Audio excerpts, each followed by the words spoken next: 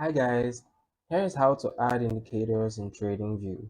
So the first step is to click on indicators right here by the top of your screen.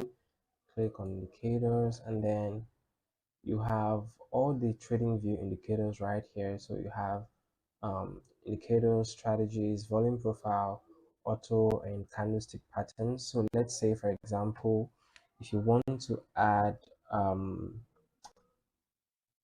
the EMA, so you just type in exponential moving average. Okay, right here you already have moving average exponential, so just click on that and then you can see right here we already have the EMA added, so that's all. We just cancel this.